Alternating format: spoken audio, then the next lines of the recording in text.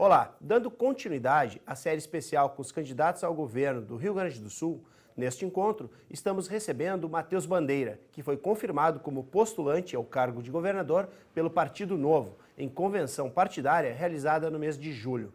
Boa tarde, candidato. É um prazer tê-lo aqui conosco na TV Câmara de Novo Hamburgo. Boa tarde, o prazer é meu. Muito obrigado pelo convite. Bom, candidato, primeira pergunta. Por que o senhor quer ser governador de todos os gaúchos? Bom, isso nunca esteve nos meus planos, não é um objetivo pessoal. Eu já tive uma passagem grande, relevante pela administração pública. Eu comecei minha vida muito cedo no setor privado e depois, ainda muito cedo, muito jovem, também ingressei por concurso público na Secretaria da Fazenda, em 1993, na época como auditor fiscal mais jovem do Estado. E de lá em diante eu passei por vários governos, em diversas posições de liderança técnica. Me afastei para estudar no exterior, passei 2 anos fazendo mestrado, voltei, tive uma passagem importante no Ministério da Fazenda, na Secretaria de Política Econômica, justamente quando se aprovou um conjunto de medidas de reformas microeconômicas que foram também fundamentais para o crescimento da economia nos anos seguintes.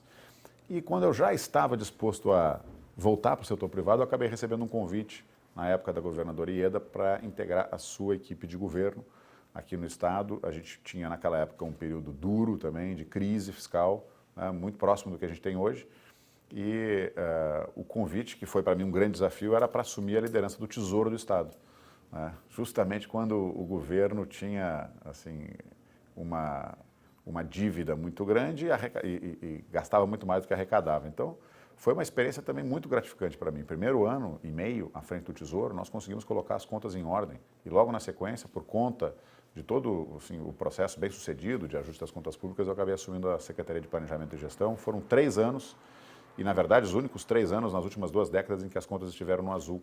Depois, por conta disso, também convidado a assumir a presidência do Banrisul, e logo no início de 2011 eu acabei renunciando ao mandato para voltar para o setor privado e aceitar um convite para presidir uma consultoria de gestão, a maior do Brasil, o que eu fiz nos últimos 6 anos e alguma coisa, 6 anos e meio, à frente de um processo de internacionalização, de reestruturação da consultoria. Foi um período também muito rico para mim, do ponto de vista profissional. Nós estamos passando uma situação gravíssima no Brasil. Poucos percebem, mas nós acabamos de sair de uma grande crise aí de 3 anos de recessão, a maior da história do Brasil, que não é uma crise das empresas, ela é decorrente de um desequilíbrio fiscal, que por sua vez é decorrente de uma crise política, moral, institucional, também a mais grave da vida nacional. A gente tem aí a situação inédita de um ex-presidente da República por 2 mandatos, preso, condenado por corrupção, preso em apenas um dos processos a que ele responde, e outros ex-presidentes respondendo a denúncias por crimes de corrupção passiva, e uma série de parlamentares também denunciados no STF, mais de 250 parlamentares denunciados por crimes de corrupção. Quer dizer, é uma ruína moral da política. Nosso atual presidente sendo investigado? Exatamente, o atual presidente, ministros de Estado. Então, a gente nunca viu nada como a gente está vendo hoje. E a população toda, nos últimos anos, com as revelações que foram feitas pela Lava Jato, de escândalos intermináveis e inacreditáveis de corrupção que dragaram todos os grandes partidos políticos, quer dizer, tornou um ambiente muito ruim e de desesperança na maioria das pessoas. Muita gente com uma profunda indignação com os rumos do país, da política, descrentes de que a solução possa vir desta política tradicional. Eu sou um dos descrentes de que a solução possa vir. Embora eu acredite, como todos nós do Novo, de que a solução numa sociedade democrática tenha que vir pela política. E foi assim que surgiu o Partido Novo, e é o Partido Novo que explica um pouco dessa minha decisão de aceitar um convite que me foi feito, que muito me honra. Eu não procurei, nunca esteve nos meus planos, mas passei a refletir muito sobre esse desafio que me foi posto, de colocar o meu nome à disposição para governar o Estado do Rio Grande do Sul numa situação também extremamente delicada, que pode ser um ponto de virada para todos nós gaúchos. Na ocasião, eu pensava seriamente em deixar o país, como muitos outros da minha geração, como muitos jovens hoje que, se tivessem oportunidade, deixariam. Então, eu fiz uma profunda reflexão e percebi o seguinte: não há melhor momento para dar uma contribuição para o país, para o nosso Estado, do que este momento. E eu tenho plena convicção de que tenho preparo, tenho experiência, tenho conhecimento profundo de finanças públicas, porque passei pela Fazenda, porque dirigi o Tesouro do Estado, porque fui secretário de Planejamento, e tenho mais condições do que qualquer outro candidato de ajudar a promover uma grande virada e resgatar assim, a esperança e a perspectiva de trazer o Rio Grande de novo para o caminho da prosperidade. Então, por isso, eu topei esse desafio e estou muito feliz nessa trajetória. Candidato, em Minas Gerais, quais são as suas ideias para governar o Estado? Olha, nós acreditamos o seguinte no Novo, uma profunda convicção de que esta crise ela é auto-infligida. Né? Foram quase 5 décadas aí de pura irresponsabilidade fiscal.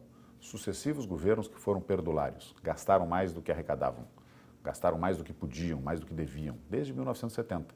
Em quase 5 décadas, foram apenas 5 ou 6 anos em que a receita superou a despesa aqui no Rio Grande do Sul.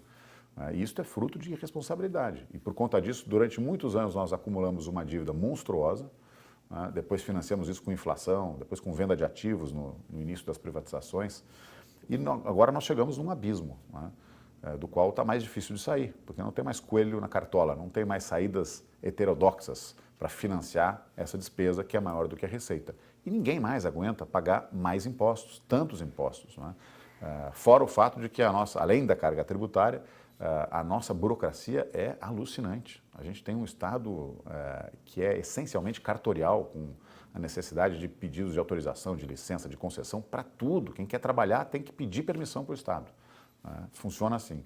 E o Estado se transformou num fim em si mesmo. Ele acabou sendo capturado ao longo das décadas, o Estado brasileiro e o Estado do Rio Grande do Sul, capturado por corporações privadas, que construíram seus favores estatais, aqueles mais próximos do poder, com seus empréstimos com juros subsidiados do BNDES, a política dos campeões nacionais, a política de conteúdo nacional e todo o resto que se mostrou um retumbante fracasso como modelo de economia, como modelo de Estado, e as corporações públicas que também se apropriaram do Estado brasileiro, dos orçamentos públicos e consagraram os seus privilégios na Constituição Federal, nas constituições estaduais, nas estruturas de poder. Então, hoje, o Estado brasileiro, ele arrecada, tributa a sociedade, o setor produtivo, num nível de país rico, desenvolvido, mas devolve serviços num nível de país de terceiro mundo. Então, é dramática a situação que a gente vive hoje e, diante disso, as empresas estão indo embora, o Brasil está perdendo investimentos, o Rio Grande do Sul está perdendo investimentos e a gente precisa interromper esse ciclo. Como? Interrompendo o crescimento da despesa, que é a causa raiz de todo o problema. Interrompendo o crescimento da despesa, melhorando o ambiente econômico, produzindo uma profunda reforma para desburocratizar, eliminar processos desnecessários, simplificar processos utilizando tecnologia e permitir que a gente tenha um ambiente de negócio mais favorável, mais propício a quem quer investir. Quem cria riqueza é o indivíduo, sozinho ou associado em empresas, não o Estado. Se a gente não voltar a ter um ambiente mais propício para o investimento, a gente não volta a dinamizar a economia, gerar oportunidade de emprego e renda para as pessoas. É isso que a gente precisa fazer. Bom, com relação à renegociação da dívida do Estado com a União, nos moldes como está sendo feito pelo governador Sartori, qual é a sua posição sobre essa renegociação? Favorável. Eu acredito que o governador estava no caminho certo, demorou demais para perceber a necessidade de buscar o regime de recuperação fiscal aprovado no Congresso Nacional, é a Lei Complementar 159. Isto é a única saída de curto e médio prazo que nós temos para fazer as reformas necessárias num ambiente de normalidade. Por quê? Porque a diferença entre aquilo que o Estado gasta e aquilo que ele arrecada é tão grande hoje que se o Estado tivesse que voltar, ele não está pagando hoje o serviço da dívida, por força de uma liminar no STF. Se ele tivesse que voltar a pagar, o tamanho do descasamento entre receita e despesa seria tão grande que nós estaríamos atrasando não alguns dias, mas talvez 2 ou 3 meses de salário por ano. E isso significaria, eu tenho dito, cruzar uma linha muito tênue entre crise fiscal, que a gente sempre viveu, escassez de recursos, e colapso social, caos, colapso fiscal operacional. Porque 2, 3 meses sem pagar servidores, inclusive na segurança pública, isso seguramente seria o caos. Então, buscar o caminho da renegociação da dívida e do regime de recuperação fiscal, que significa a suspensão do pagamento por 3 anos, renovável por mais 3 anos, depois retomando o pagamento de forma gradual, isto seria um alívio importante para que a gente pudesse aprovar outras reformas que são necessárias, como, por exemplo, as privatizações, que, aliás, fazem parte das condicionalidades para ingressar no regime de recuperação fiscal, na aprovação legislativa para a venda de estatais. No caso, CS, o GAS, CS, o GAS, CRM foram as primeiras que o governador Sartori encaminhou, mas que, na verdade, deveria ser um programa amplo e restrito, porque não se justifica o Estado no controle de companhias estatais. O Estado tem se mostrado, ao longo dessas décadas, um gestor incompetente, né? De uma incompetência gerencial absurda. Vou dar o exemplo da CE aqui, né? Em Novo Hamburgo aqui, os cidadãos de Novo Hamburgo não são mais atendidos pela CE, né? São atendidos por uma concessionária privada, que é a RGE. A CE, nos últimos 3 anos, presidida por um dos partidos que integrava a base de governo do Sartori, o PSDB, presidida de porteira fechada, sob o comando da Secretaria de Minas e Energia, também de um secretário do PSDB, ela conseguiu produzir a inédita cifra de 1,2 bilhão de reais de prejuízo. A CE tem patrimônio líquido negativo hoje. Ela vale menos 1,2 bilhão de reais. E para que a gente possa reequilibrar a companhia, restabelecer, recompor o capital mínimo regulatório, significa que a gente vai ter que tirar dinheiro dos impostos dos gaúchos, inclusive daqueles que não usam a CE, inclusive do cidadão de Novo Hamburgo, para recuperá-la e evitar que a gente perca a concessão. Então, essa é uma das demonstrações, um sinal inequívoco de que não faz o menor sentido o Estado estar à frente dessas companhias, porque elas acabam sempre sendo capturadas pelos partidos políticos ou pelos sindicatos representantes dos empregados, e sempre ambos trabalhando para atender aos seus interesses próprios, na melhor das hipóteses, né? Porque na pior das hipóteses a gente sabe o que eles usam, as estatais usam para roubar, né? O Lava Jato mostrou bem isso. E com relação à Lei Candir, se fala muito nessa busca de compensações. Qual é a sua visão sobre essas compensações? Existe no Congresso Nacional hoje um projeto de lei para regulamentar as compensações que traria algum fôlego elevando para o patamar atual de compensação, mas no fundo, esse discurso de que a gente vai resolver o problema do Estado com créditos da Lei Candir é uma grande falácia, porque na verdade é o seguinte, a Lei Candir, para quem nos assiste e não conhece, foi uma lei aprovada em 1995 que introduziu a desoneração, né, retirou a possibilidade de tributar os produtos semi-elaborados, que são os grãos, por exemplo, que a gente exporta, que fazem parte da pauta de exportação do Rio Grande do Sul. E ao fazer isso, tornou esses produtos no Brasil inteiro mais competitivos. Claro que num primeiro momento houve a perda de uma receita que os estados tinham como certa, né? Mas no segundo momento permitiu que os estados passassem a exportar mais, porque tornou o estado mais competitivo lá fora. Então, nos primeiros 3 anos, de 96 até 98, 99, houve uma compensação mais substancial, né? E de fato houve a queda no ICMS, mas depois, olhando o ICMS, existe um estudo com evidências empíricas sobre isso, feito pelo economista Darcy Francisco Carvalho dos Santos, que aliás é o nosso coordenador do programa fiscal, do programa de governo, que mostra que depois de 99, o ICMS com proporção do PIB cresceu, o que significa que a economia cresceu. E por que cresceu? Porque boa parte daquilo que se exportava, passou a exportar mais, essa renda ficou na economia, dinamizou, voltou para a economia e o Estado passou a arrecadar mais ICMS. Então, é uma falácia dizer que nós temos perdas, porque se a gente não tivesse tido essa desoneração, talvez, muito possivelmente, nós não teríamos exportado o mesmo nível de grãos, não teríamos a mesma competitividade na exportação dos grãos. Então, também tem um outro dado que é o seguinte, a União, que seria quem poderia nos compensar, a União somos nós, né? A União já vive com um déficit brutal de 160 bilhões de reais, é o déficit projetado para esse ano.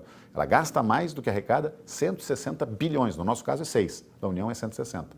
O que ela faz para financiar isso? Ela emite dívida todo ano, dívida nova, né? Nós já temos mais de 4 trilhões de reais em dívida. Então, se a gente achar que a saída para o estado do Rio Grande do Sul, para o Rio de Janeiro, para Minas Gerais, para São Paulo, é compensação da Lei Candir, significa imaginar que a gente pode colocar dinheiro no bolso esquerdo, tirando dinheiro do bolso direito. Porque quem vai financiar isso são os brasileiros, nós somos brasileiros, com mais impostos federais. Bom, e quais são as principais dificuldades do Estado para equilibrar as contas? Como equilibrar as contas do Estado com as situações que todas que o senhor apresenta? Duas dificuldades, basicamente. Existe uma rigidez muito grande na receita e uma rigidez muito grande na despesa. Vou explicar.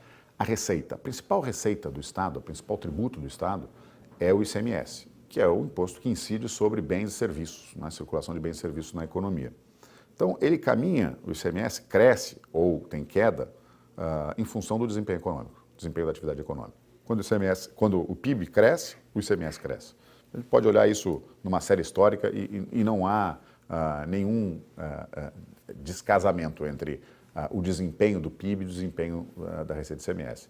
Se a gente observar que o Rio Grande do Sul, historicamente, vem crescendo menos do que o Brasil, nas últimas décadas ele vem crescendo menos do que o Brasil, e que, portanto, o ICMS do Rio Grande do Sul cresce menos do que o ICMS nacional, a gente vai perceber que existe uma dificuldade. Não é possível esperar um crescimento substancial dessa receita sem aumento de carga tributária, né? E nós somos contra o aumento de carga tributária e eu tenho certeza que os gaúchos não querem mais aumento de carga tributária. Então o ICMS vai crescer de acordo com o PIB.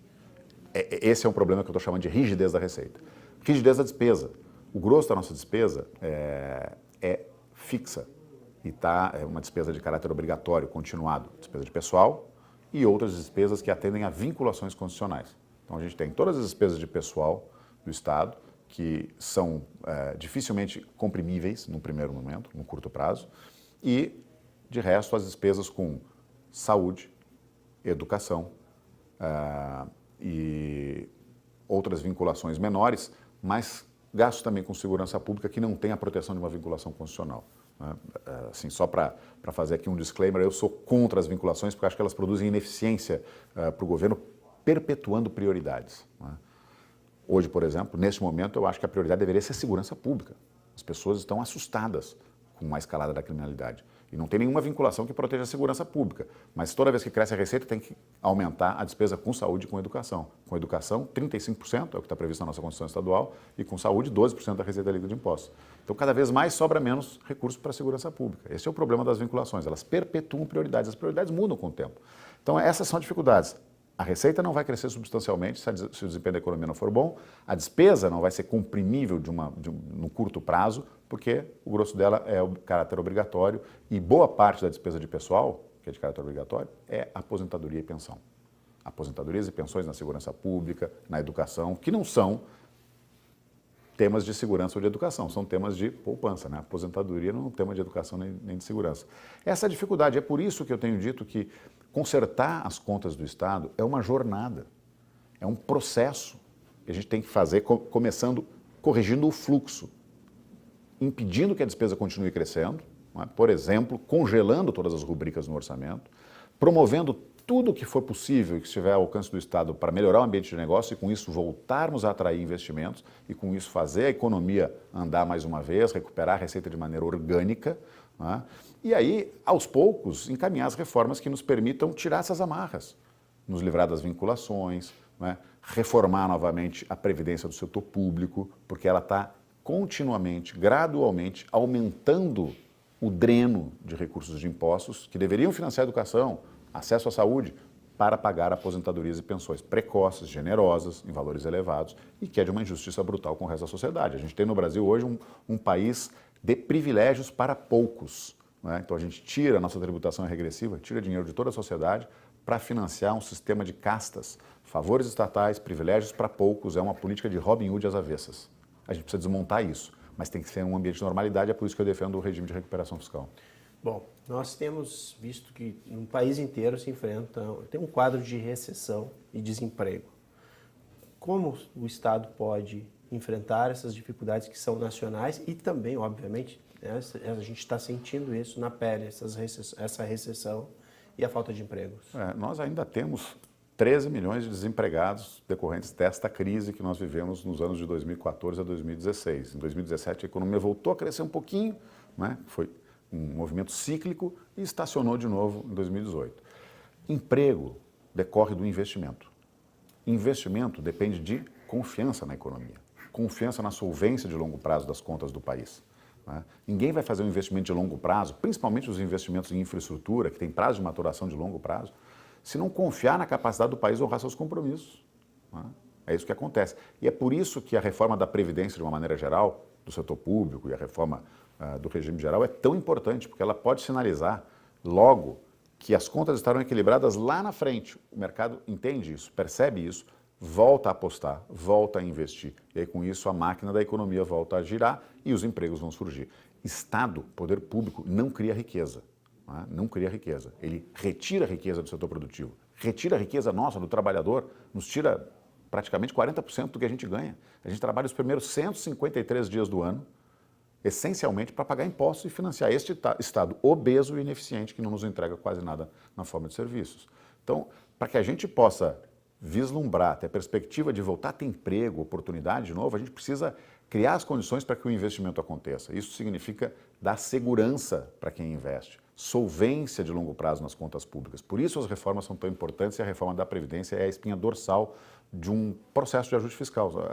Dos 2 trilhões de impostos, pouco mais do que isso, que o Estado brasileiro tira da sociedade, tira do setor produtivo, basicamente 1,4 trilhão está na mão da União. Ela reparte cerca de 400 bilhões entre os estados, os municípios, o Sistema S, que não é dela, né, o FGTS, sobra pouco mais de 1 trilhão. No ano passado, 980 bilhões. Quase tudo isso, 780 bilhões, é Seguridade Social. A Previdência Social, mais saúde e mais assistência. Quer dizer, não tem muito onde mexer. Daí sobra 100 e poucos bilhões para todo o resto. Para Forças Armadas, para a educação, para a infraestrutura, para todo o resto. E é por isso que falta 160 bi por ano. Então, a gente precisa reformar o Estado brasileiro. Reformar o Estado para que a despesa pare de crescer. Porque, de outra forma, quer dizer, quem não entender isso ou não defender isso está defendendo que a gente tire mais dinheiro ainda da sociedade. E eu acho que as pessoas não querem mais pagar impostos. Está todo mundo cansado de pagar essa conta da ineficiência, da incompetência, dos privilégios. Bom, candidato Matheus Bandeira, o nosso estado tem excelência na produção agrícola e na produção do polo metal mecânico, né? Se ensaiou uma melhoria no polo naval, mas quais são as áreas, né? A gente já sabe que nós somos bons em algumas áreas, em algumas determinadas áreas, mas isso não está sendo suficiente.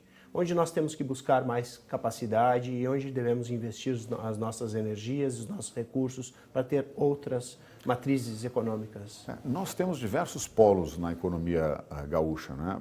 O agronegócio é uma força importante da economia gaúcha e, diferente de outros estados como o Centro-Oeste, não é concentrada em grãos, né? Em soja, milho, ou fibras, algodão. Tem uma pauta muito diversificada, né? Tem arroz na região sul, tem soja, tem milho, tem vitivinicultura, tem o tabaco, né, na região de Santa Cruz. Na verdade, são 238 municípios que produzem tabaco e é uma fonte importante para a economia de geração de emprego. 75 mil famílias dependem do tabaco, por exemplo. Azeite de oliva agora está começando. Azeite de também. oliva. Então, a gente tem uma pauta mais Florestas. diversificada e isso é bom. E boa parte desses temas, dessa pauta, eles são competitivos, podem se inserir numa cadeia global, são competitivos na exportação, né? Alguns não são. A gente precisa encontrar aqueles que são. Temos o polo metal mecânico, temos outros setores que são importantes e o povo gaúcho é um povo trabalhador, um povo criativo, um povo que vai atrás. O problema que está matando o espírito empreendedor do gaúcho e esses setores não é a falta de competitividade da porteira para dentro, é o Estado brasileiro, é o tamanho da carga tributária, é a complexidade da legislação, é a infraestrutura precária, é a falta de segurança pública, segurança no campo. É isto que está matando o setor primário, está matando quem empreende, está matando a economia criativa, está afugentando os jovens do estado do Rio Grande do Sul. E isto sim é preocupante. E eu nem estou falando de um tema assim ainda mais dramático se a gente olhar à frente o que está acontecendo no mundo, toda essa transformação com a economia digital, né, que está... Fontes alternativas de fontes energia. alternativas de energia. Né? A gente está discutindo aqui se o Estado deve ou não ser dono da CE, que só nos traz prejuízo todo ano, mais de R$500 bilhão por ano de prejuízo, enquanto em outros países nós estamos quebrando o monopólio natural da distribuição de energia elétrica, porque essas fontes alternativas de energia estão ganhando escala, né, e podem se tornar disruptivas aqui no nosso setor, onde a matriz energética é predominantemente hidrelétrica e depende da distribuição em redes, e por isso a história do monopólio natural. Então, a gente está fazendo a discussão do passado, enquanto aquilo que a gente fala que é futuro já é presente em outros países. E o que me preocupa é exatamente isso. O mundo está se transformando, mais da metade das funções que existem hoje, mais braçais, elas vão deixar de existir. Tem dados aí do Fórum Econômico Mundial, estudo da Universidade de Oxford, mais da metade das profissões que existem hoje deixarão de existir, estarão extintas daqui a 5, 6, 7 anos. E as profissões do futuro ainda não existem, mas é certo que vai precisar de gente capacitada, com capacidade cognitiva, com capacidade analítica, ou seja, gente com boa formação, boa educação. E o que a gente está entregando para a nossa sociedade? A qualidade da nossa educação, da rede pública estatal, é deprimente, é lamentável. Então, ou a gente resolve esses problemas, organiza as contas públicas, volta a atrair empresa para poder começar a pensar no futuro, pensar no longo prazo, que o poder público não está fazendo, ou a gente vai ter anos muito duros pela frente. Bom, candidato, uma outra coisa é a questão da distribuição. A gente falou, por exemplo, processo industrial ele tem uma demanda localizada e ele precisa distribuir a sua produção, o excedente da sua produção, seja produção agrícola ou seja uma produção industrial. Isso afeta diretamente a questão da logística, que é precária em muitos pontos do nosso estado. O que o estado pode fazer, o governo do estado pode fazer para conseguir minimizar esses problemas ou encontrar outras soluções?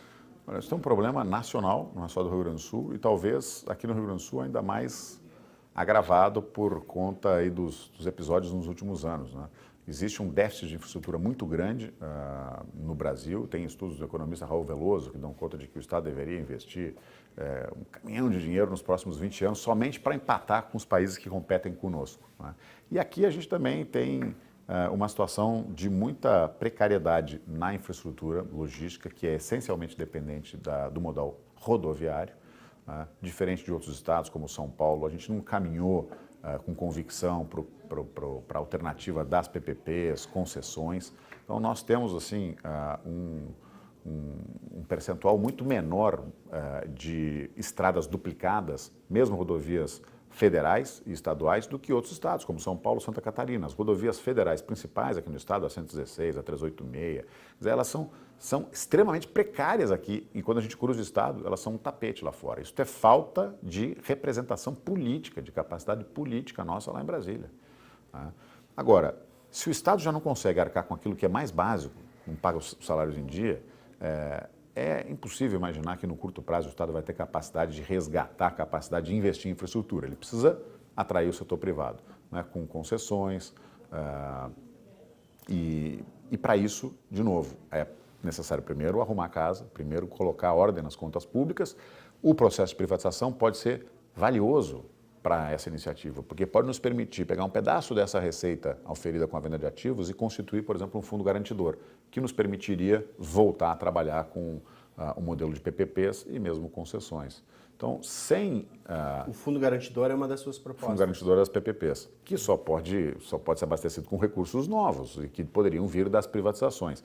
Isso para resgatar investimento no curto prazo na infraestrutura rodoviária.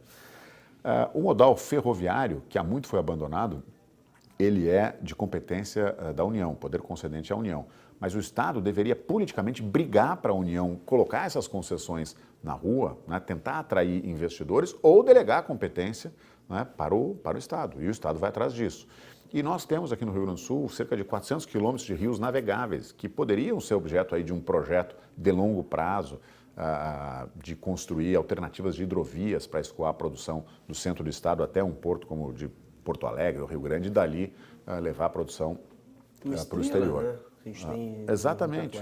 Então, existe, inclusive, elaborado na época do governo da Ieda, também na Secretaria de Infraestrutura, pelo então secretário Daniel Andrade, um plano diretor que previa um investimento no modal hidroviário, que foi feito com a consulta e a participação de setores do setor privado que tinham interesse em participar do desenho dessa solução, né?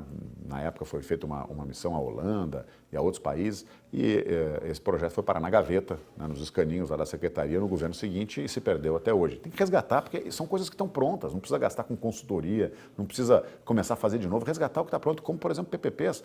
Eu fui secretário de Planejamento e Gestão e coordenei o programa de PPPs. Nós fizemos 6 manifestações públicas de interesse de diversos setores e nós conseguimos identificar interesse privado em investir em 2 áreas prioritárias para nós. Na época era prisional e infraestrutura. Fizemos uma PPP prisional para substituir o presídio central e uma PPP de infraestrutura, que é aqui na região metropolitana, a RS 010, que seria uma via importante para desafogar, que é a BR-116. Mas os dois projetos, exatamente, essa pirâmide, os 2 projetos foram cancelados pelo governador seguinte, porque tinha preconceito com PPPs, porque acha que o Estado tem que fazer tudo, e pode fazer tudo, e consegue fazer tudo, né? Bom, já que o senhor falou sobre salários, existe hoje uma forma de não parcelar salários? Não. Não, eu já ouvi gente falando o seguinte: nós não vamos parcelar salário, nós vamos jogar 15 dias para frente, 30 dias para frente e aí nós vamos pagar em dia. Ora, vai jogar as contas das pessoas também para frente? É claro que não, né? Então isso é um engodo, isso é uma bobagem. Eu não sei como as pessoas têm coragem de propor uma coisa dessa. Não vou parcelar mais o salário, só que em vez de pagar dia 1º, eu vou pagar dia 29, legal? Não dá, né? O problema é o seguinte: falta recurso, uma questão de materialidade para pagar o salário. Agora, existe um fator aí que eu considero de uma injustiça enorme, né? E fruto de uma decisão política covarde. Quando falta recurso, e o governador, então, por absoluta impossibilidade material, descumpre o dispositivo constitucional que manda pagar em dia, só quem recebe atrasado são os servidores do Poder Executivo, os profissionais da segurança pública, da educação, da saúde.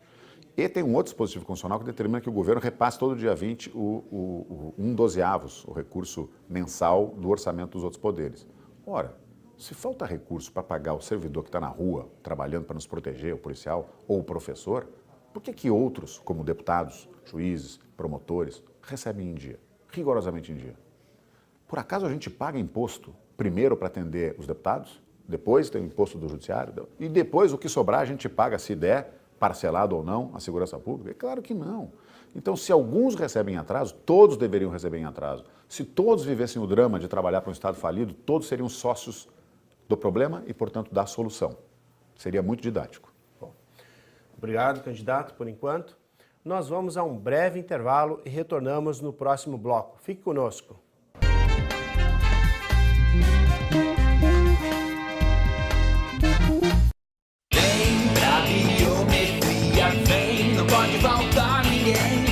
Cidadania está na ponta do seu dedo também. A digital de cada um faz a diferença bem. Você escolhe a dedo e vota muito bem. Por isso mesmo não pode faltar ninguém. Vem pra biometria, vem. Acesse o site da Justiça Eleitoral e se informe sobre a biometria no seu estado.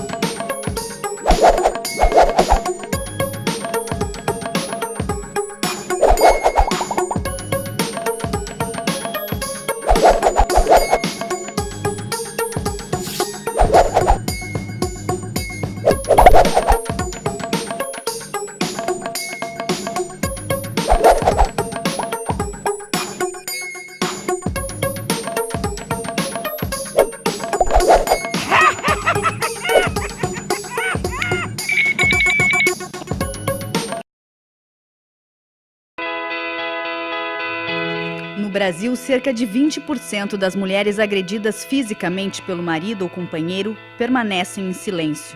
O país é o 5º colocado em números de feminicídio. Fale agora ou podem te calar para sempre. Uma campanha da Procuradoria Especial da Mulher da Câmara de Novo Hamburgo pelo fim da violência doméstica. Denuncie ligando para 3594-0560 ou Disque 180. Apoio Movimento Eles por Elas de Solidariedade da ONU Mulheres pela Igualdade de Gênero. Realização Câmara Municipal de Novo Hamburgo.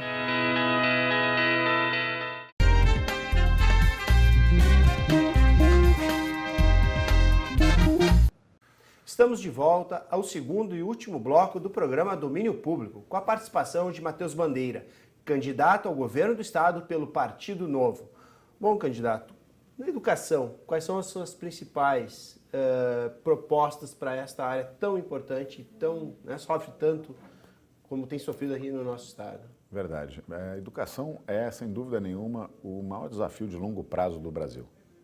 Eu diria de todos os países, dado essa transformação que a gente está vivendo, né? Porque desenvolvimento econômico depende de produtividade, investimento e melhoria da produtividade, que por sua vez é função da qualidade da mão de obra, da qualidade da educação. E a educação também é a principal ferramenta que cada um de nós tem para correr atrás do que a gente quer, do nosso propósito, né? Então ela é tão importante, mas tão importante que eu costumo dizer que não podia estar na mão do Estado. E por que eu digo isso?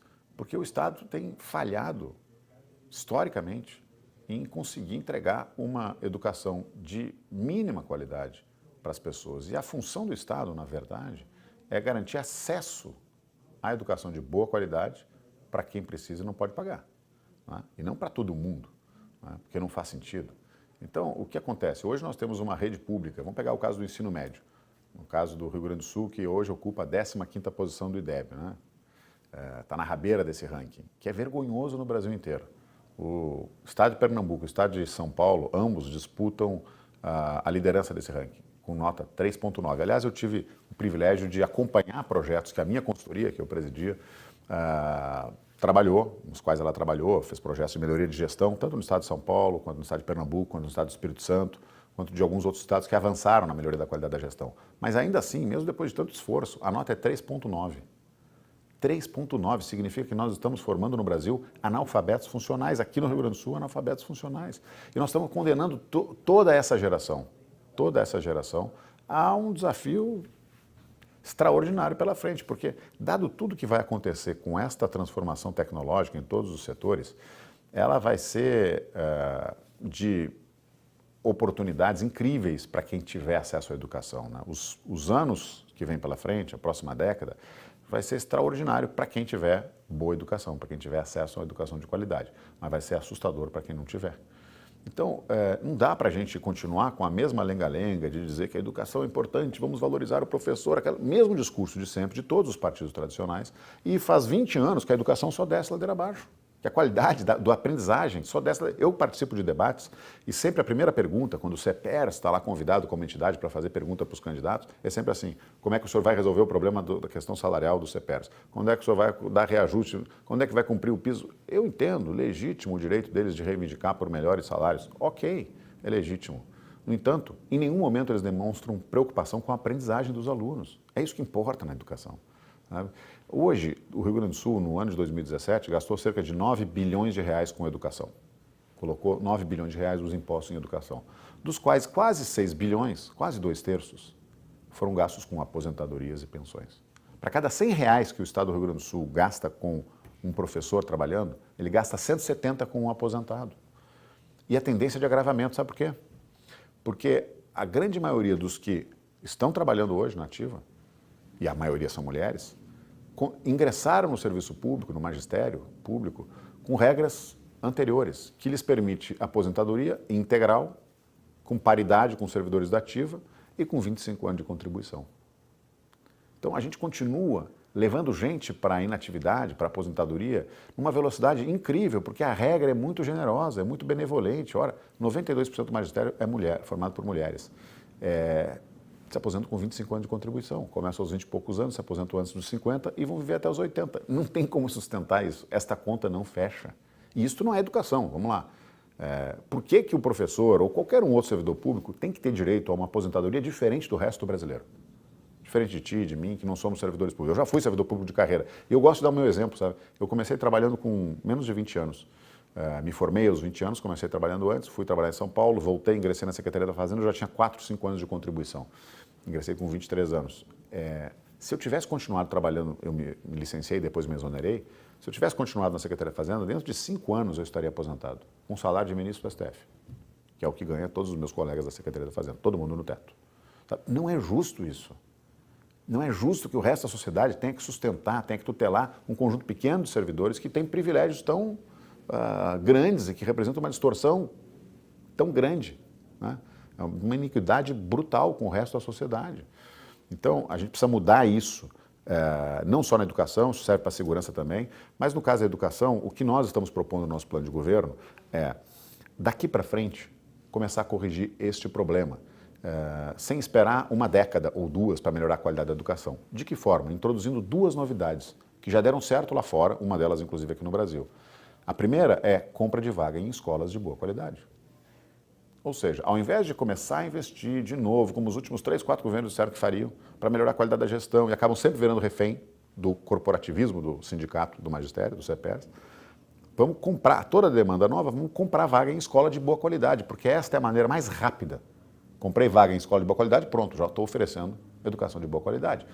Maneira mais rápida de diminuir este abismo cognitivo, este apartheid cognitivo entre a qualidade da educação de filhos de famílias pobres e a qualidade da educação de filhos de família de classe média alta, classe alta.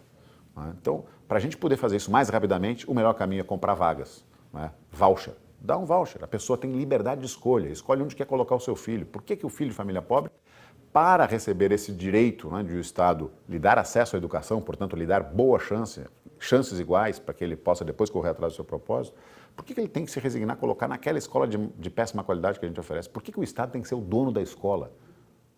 Não há nenhuma razão que justifique isso, na minha opinião. Então, nossa ideia é introduzir um programa de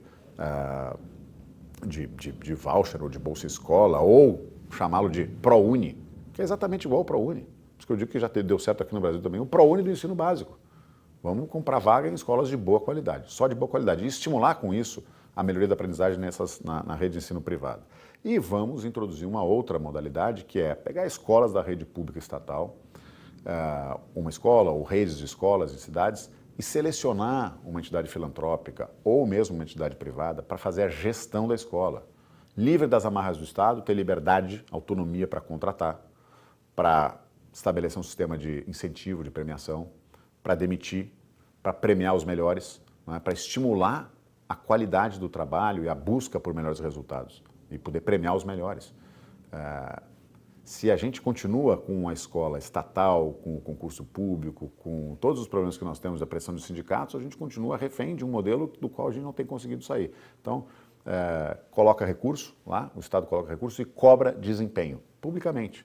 E fazer isso também permite que as famílias dos alunos, que são os maiores interessados na qualidade da aprendizagem, possam ter mais proximidade, possam cobrar melhores resultados da direção da escola, porque vai ser local. Hoje em dia, quando uma escola vai mal, o que o pai do aluno faz? Vai até a Secretaria da Educação, lá na capital do estado? Não dá, né? Então são duas novidades que a gente quer introduzir como piloto, não dá para fazer isso de uma hora para outra, né?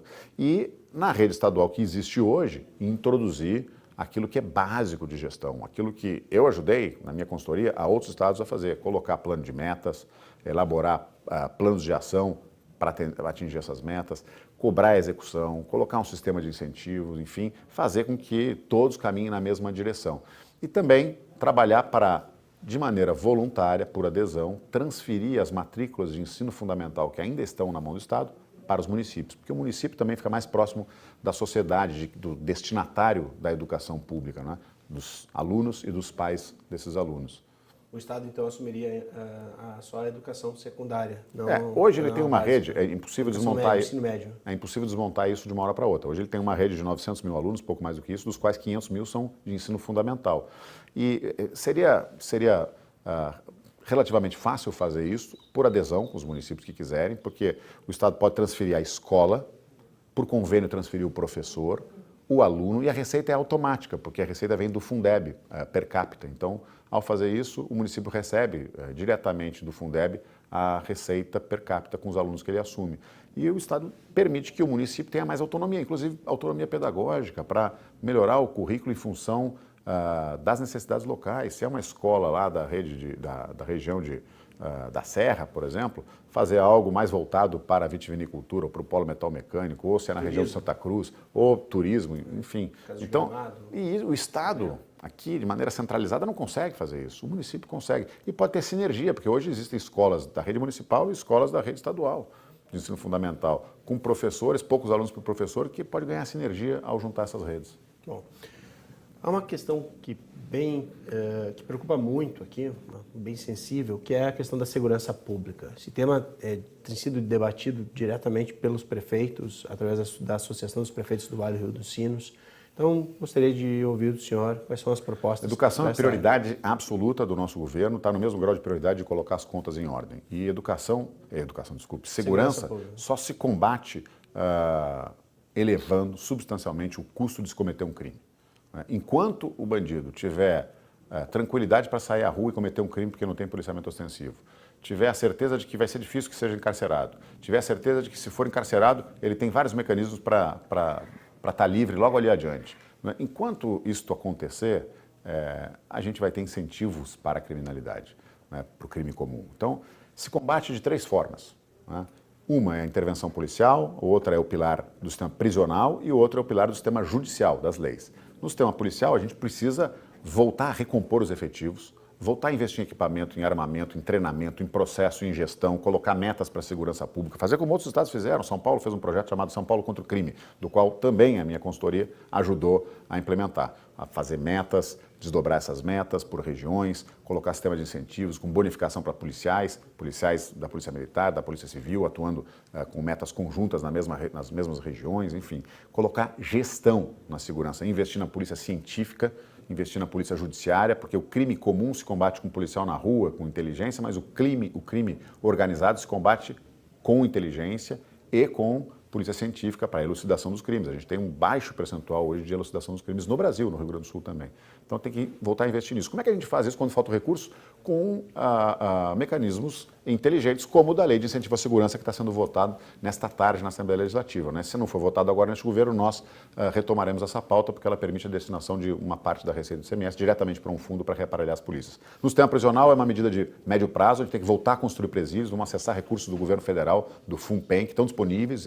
Este governo e o governo anterior não acessaram, mas a gente pode retomar isso, voltar a construir presídios e voltar a pensar numa PPP prisional, onde a gente possa ter um novo modelo, onde os presos trabalhem para pagar a sua despesa, porque não é possível também fazer com que a sociedade seja penalizada duas vezes, com um crime que foi cometido pelo bandido e depois para sustentá-lo na cadeia sem trabalhar. E no sistema judicial, que não está na mão do Estado, a gente tem que colocar toda a nossa força política para apoiar no Congresso Nacional medidas que reduzam os mecanismos de abrandamento de pena nas cadeias hoje. Bom, então uma das ideias é a construção, através de PPPs, de novas casas prisionais. Existe Sim, isso? Isso são medidas de médio prazo, né? Sim, existe essa ideia. E com relação à política de enfrentamento às drogas, da forma como ela está sendo feita hoje, qual é o seu posicionamento? Olha, isso é um tema que diz mais respeito à União, principalmente por conta do tráfico de drogas, né? Patrulhamento de fronteiras. E eu entendo que a discussão que volta e meia reaparece sobre a liberalização das drogas não é uma prioridade do país, né? O nosso problema no enfrentamento da criminalidade e das drogas, ele vai muito além disso. Existe toda uma cadeia aí por detrás do tráfico de drogas que envolve violência e que acho ingênuo imaginar que a simples descriminalização do consumo de drogas ou da maconha vai resolver, porque não é de uma hora para outra que os traficantes vão passar a se registrar na junta comercial, recolher impostos. Não vejo a menor hipótese disso acontecer. Vou dar um exemplo com relação ao tabaco, por exemplo, que é uma droga lícita, faz mal à saúde, mas é lícita.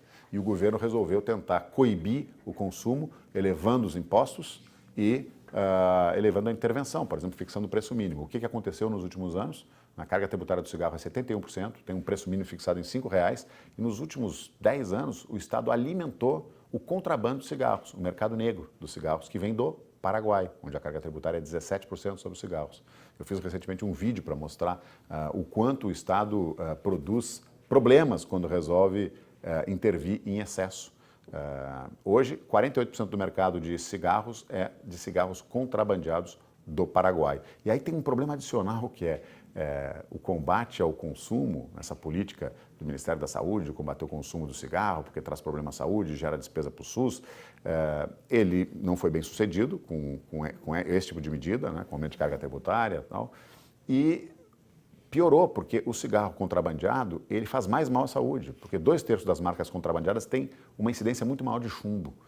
Então, a gente está com dois problemas, né? A gente não tem receita sobre isso, esse mercado financia o crime organizado, é a principal fonte de renda do crime organizado, por isso aumentou os roubos de carga, né?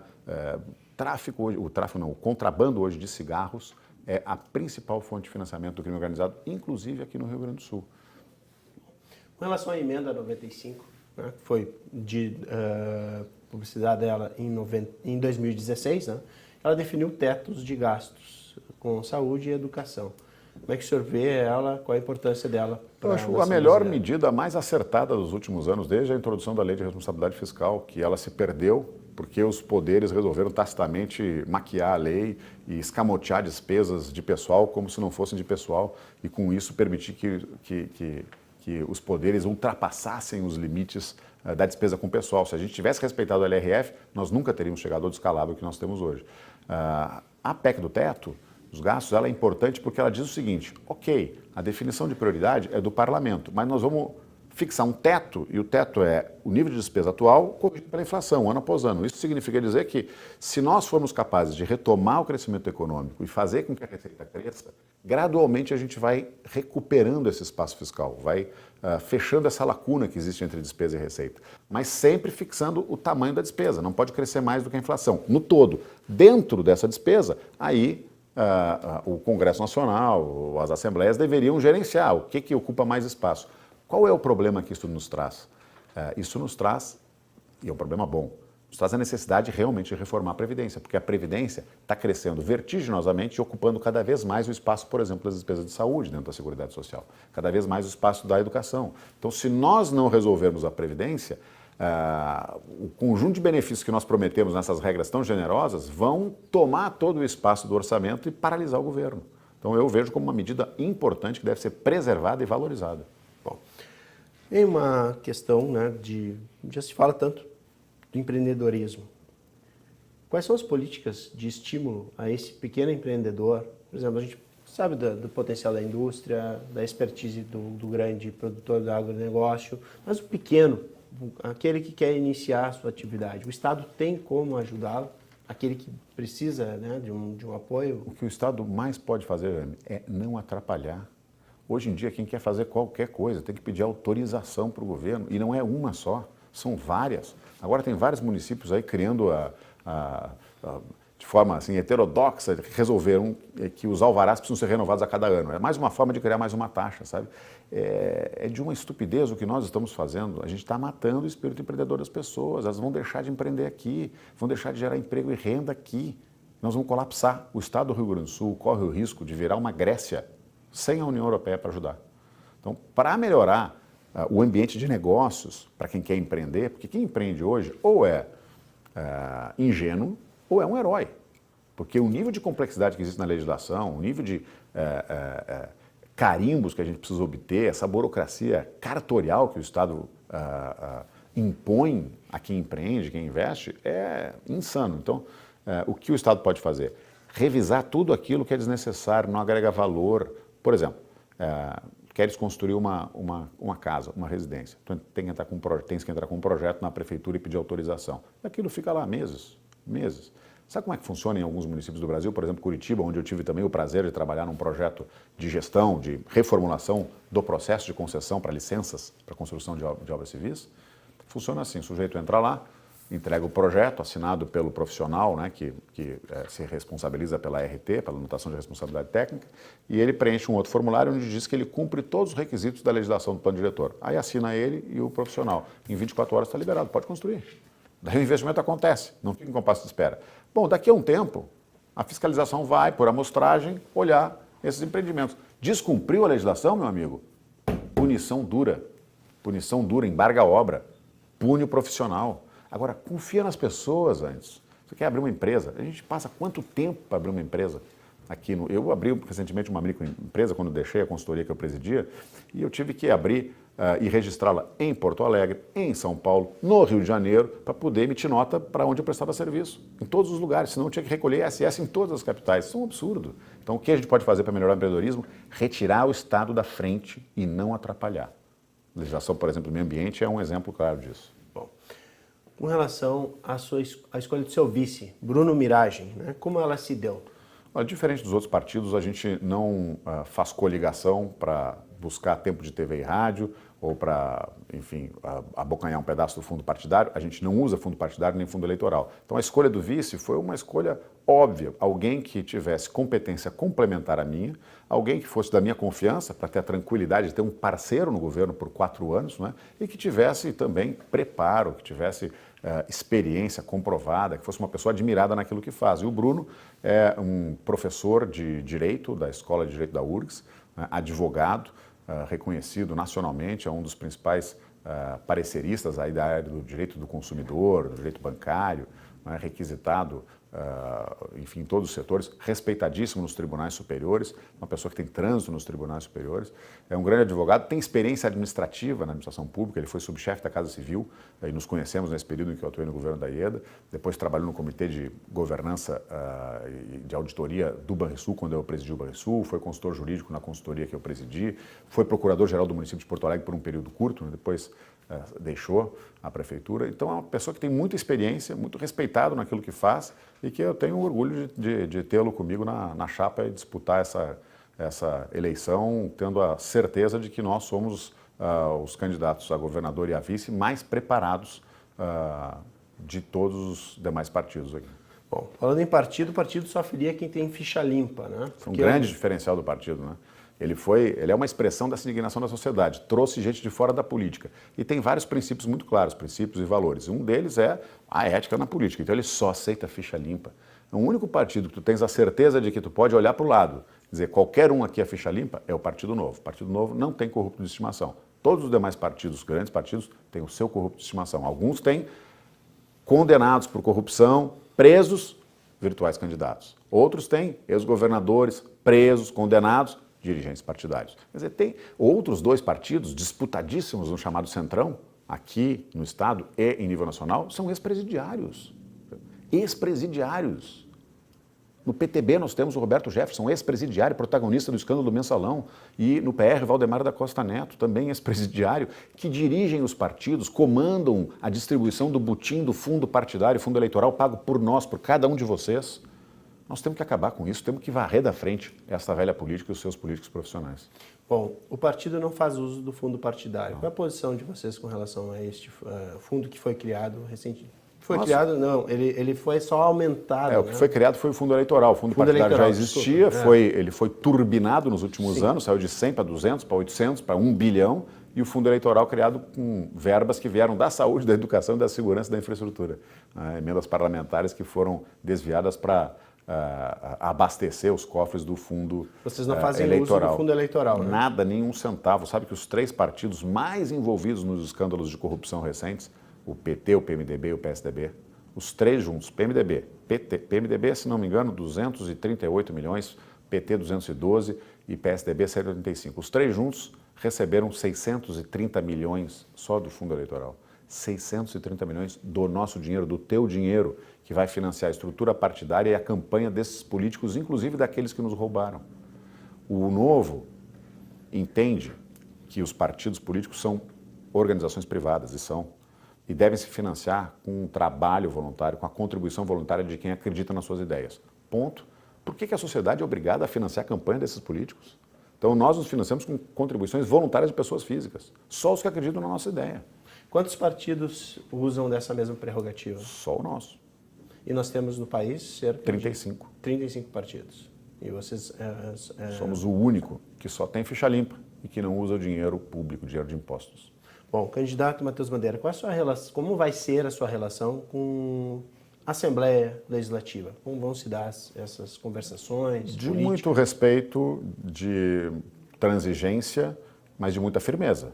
Porque nós vamos fazer uma campanha, a partir do dia 16, quando a gente pode pedir voto, nós vamos fazer uma campanha falando rigorosamente a verdade e aquilo que nós vamos fazer, que nós pretendemos fazer. Privatizações, uma absoluta necessidade imperiosa para que a gente possa aderir ao regime de recuperação fiscal, combater os privilégios, enfim, tudo será dito. E se nós conquistarmos a maioria, e nós vamos trabalhar para isso, a gente está muito convicto de que vai conseguir conquistar a maioria dos eleitores gaúchos, bom, nós teremos legitimidade para fazer as reformas. Então o parlamento não pode se opor, não pode ser esse jogo de forças. Porque se a sociedade elegeu uma plataforma que está dizendo o que quer claramente, coisa que nunca aconteceu no Rio Grande do Sul, nós teremos um mandato com legitimidade para fazer nos primeiros meses as medidas mais duras. Muito respeito, transigência, mas de muita firmeza e de utilização da legitimidade do voto que nós vamos obter nessa eleição. Bom, a comunidade do Vale do Rio dos Sinos é uma das comunidades mais importantes aqui do Estado. Gostaria que o senhor desse um recado para esta comunidade. Olha, nós temos agora em outubro uma oportunidade única, ímpar, de promover uma mudança, como a gente nunca teve. Nunca o Brasil foi para uma eleição com um nível de insatisfação, de indignação, de saturação, de descrença no país e nos políticos tradicionais tão grande. Mas pela primeira vez a gente tem uma opção, pela primeira vez a gente tem um partido que foi formado por pessoas de bem, cidadãos comuns como todos vocês, que não estão aboletados em nenhum benefício, privilégio, favor estatal, pessoas que estão saindo do setor privado, das suas profissões, do que fazem para colocar o seu nome à disposição e promover renovação política verdadeira. E fazer aquilo que tem que ser feito, colocar o Estado a serviço da maioria da sociedade e não a serviço de poucos, não a serviço dos políticos ou a serviço das corporações. Então, pela primeira vez, nós teremos uma alternativa concreta de renovação e aqueles que estão nos ouvindo, que acreditam nessas ideias, eu queria deixar como estímulo aí a necessidade de engajamento, porque a gente só vai promover mudança no Brasil através da política. E ela só vai acontecer na medida em que as pessoas se engajarem, não é? se tornarem disseminadores de boas ideias, da ideia de que não dá para reeleger pessoas que se envolveram com escândalos de corrupção, com práticas antigas de corrupção, do conchavo, do fisiologismo, do clientelismo político. Nós temos, desta vez, uma oportunidade como nunca tivemos de começar a transformar o Brasil e construir um caminho aí para a prosperidade para todos nós e para a próxima geração. Bom, candidato, o senhor ainda vai ter mais 3 minutos para as considerações finais, além desse recado à nossa comunidade. Há algum tema que o senhor queria propor para uma discussão antes do encerramento Eu acho que nós passamos por todos os temas, né? Acho que esse tema do engajamento cívico, eu acho que ele é muito importante, porque a gente viu recentemente na eleição de Tocantins e no ano passado no Amazonas, que esta indignação toda dos brasileiros acabou se transformando em não voto. Né? As pessoas não compareceram às urnas, ou votaram em branco e nulo, mais da metade. Mas foi uma eleição fora de época, né? Eleição fora de época, sim. Foi do governo de Tocantins, né? Governo de Tocantins. Mas as pesquisas hoje no Brasil de intenção de voto, elas mostram duas coisas, né? As pessoas não sabem quem votar, quando a pesquisa é feita na primeira pergunta espontânea, a grande maioria, 70%, 75%, 65%, dependendo do estado, não sabem quem votar, não tem opção, e a grande maioria não quer votar nos políticos profissionais. Daí. Porque tem descrença. Então, este é um trabalho essencial que os órgãos de imprensa precisam fazer também, independente de candidato ao partido. As pessoas precisam escolher, fazer a sua escolha, procurar saber quais são os partidos, quem se envolveu com corrupção, quem são os candidatos, qual é a trajetória deles, qual é a experiência deles, quem tem competência. Aqui no estado do Rio Grande do Sul a gente tem 6 candidaturas, né? 6 ou 7 candidaturas. A gente tem candidaturas de políticos profissionais, que só fizeram isso toda a vida, né? E a gente tem uma candidatura diferente, que representa algo novo. As pessoas têm que buscar fazer a sua opção e trabalhar. Aqueles que têm mais acesso à informação, que têm capacidade de liderança, de convencimento, na sua família, no seu trabalho, nos seus amigos, precisam fazer isso. É um dever cívico, responsabilidade cívica. Eu entrei nessa, assim como o Bruno, né? Eu não sou um político profissional, não quero fazer da política um meio de vida. Eu entrei nessa por dever cívico, por entender que eu tenho preparo e que eu posso fazer melhor do que os demais. Tenho mais condições de realmente fazer as mudanças que o Rio Grande do Sul precisa. Bom, agora o senhor tem 3 minutos para fala livre. A câmera é sua. Então, mais uma vez, eu vou conclamar a todos que estão nos assistindo que busquem se inteirar, participar ativamente do processo eleitoral. A gente está vivendo uma crise gravíssima ainda e muito pouco se fala, existe pouco esclarecimento para a sociedade de uma forma geral sobre o drama que a gente vai viver pela frente se nós não fizermos o dever de casa, se nós não consertarmos as finanças públicas. A gente está à beira do colapso, né? Mas tem saída. O Brasil tem saída, o Rio Grande tem saída, é preciso a gente acreditar. É difícil realmente, mas assim, esta arte de ter esperança em tempos difíceis é preciso trabalhar, né? A gente precisa acreditar que a mudança só vem pela política. Pela primeira vez a gente tem uma alternativa nova e a gente precisa apostar. Porque se a gente se resignar, se a gente abandonar, se a gente desistir, né, não votar, não comparecer, terceirizar a política, fazer como a minha geração no passado fez, significa, enfim, abrir mão de tudo e permitir que aqueles que sempre se interessaram pela política e nos governaram até aqui e nos trouxeram para esse abismo, continuem lá. Então, a mudança depende de cada um de nós. Eu quero conclamar a cada um de vocês aí que sabe disso, que entende isso, que faça a sua parte, né? Levando informação para mais gente, convencendo mais gente de que vale a pena participar. Obrigado, candidato. Obrigado, Jane. O programa de hoje encerra por aqui. Agradecemos a gentileza pela participação de Matheus Bandeira, candidato a governador do Rio Grande do Sul pelo Partido Novo. Lembramos que o programa é reprisado às terças e quintas-feiras em nossa programação. Você pode nos acompanhar também pelo YouTube, no canal TV Câmara NH e no Facebook, na página TV Câmara NH. Até a próxima sexta.